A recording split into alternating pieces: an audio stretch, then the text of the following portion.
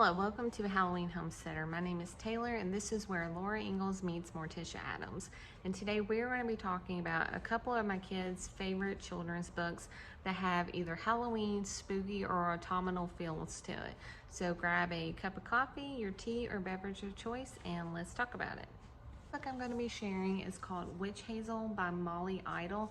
I actually picked this up at a bookstore in South Carolina, and it has the most beautiful illustrations. All of the pictures throughout the book stick with this color scheme of kind of like a tan, white, and black color palette. There are beautiful, beautiful illustrations that are whimsical, magical, with a touch of witchiness, which my kids love and I love as well. The little excerpt here says, "Something magical happens when Hazel and Hilda are together.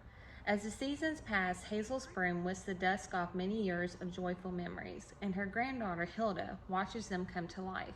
But is it magic making memories, or are memories making magic?" This is such a precious book about a granddaughter and grandmother. It's very magical, whimsical, like I said, and the illustrations are gorgeous. So this is the first one. Next book I'm going to be sharing is called Gus Was a Friendly Ghost by Jane Thayer. My son loves this book because it has a little boy ghost. You know, I don't feel like you see those often in like spooky books with boy characters. So this is about Gus, and he is living in a house, and the family inside the house thinks that he's a friendly ghost whenever this mouse joins the household, and then trouble starts to begin. This book I actually picked up at a thrift store. This was published in 1961. So the illustrations have a vintage feel to it. You can definitely tell by like the storyline and the undertones of the story that this is more of a vintage style writing. And so this is just a cute little book about a ghost living at a house with a little mouse and the things that they get up to. So I highly recommend this one, especially if you have a little boy in your life. Book is called That Witch by Courtney Hanks.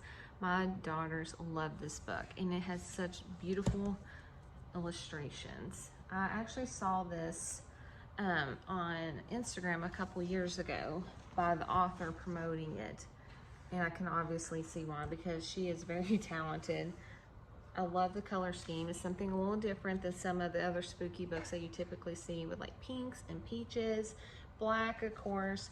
This is a book about a witch who has guests that come to her house and the different things that go on. And the storyline is all about kindness. So if you're looking for something like that for your little girls or son, this is the book for you.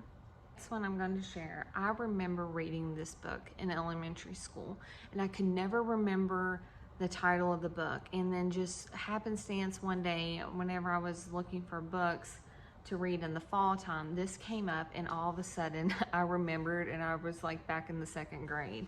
This is called The Stranger by Chris Van Allsburg, who actually also wrote The Polar Express, Jumanji, Zathura, lots of the classics that we remember. This book is about a man that gets hurt on a farm and loses his memory during the fall time.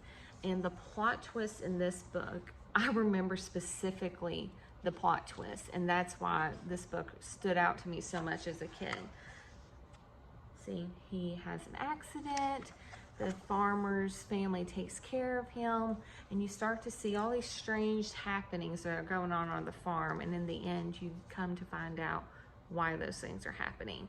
So this is The Stranger by Chris Van Allsburg. The last book that I'm going to be sharing is also by Chris Van Allsburg, and this is The Widow's Broom. I love this story so much. It is so magical. He, of course, like I said, he wrote Jumanji and Polar Express, and it has that magical, whimsical undertone in the story as well.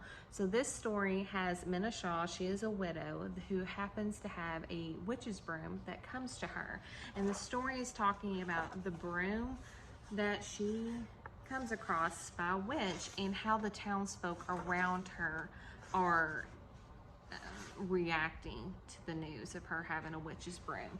This is set, I believe, in like a Puritan time period. It's definitely in a historical kind of setting. So that's why there's a lot of suspicion regarding the broom.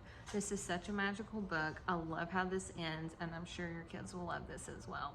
Those are the 5 books that I'm going to be sharing today. There are just so many beautiful and wonderful children's books that there's no way I could ever share them all in one video. So keep an eye out, and I'll be sure to have more of these kinds of videos in the future, especially when we get closer to the fall time. Be sure to comment below what your favorite children's story is and what books that your kids enjoy, and let's have a little book swap down in the comment section. So thank you guys so much for watching. Be sure to like and subscribe to this video, and I'll see you next time. Bye guys.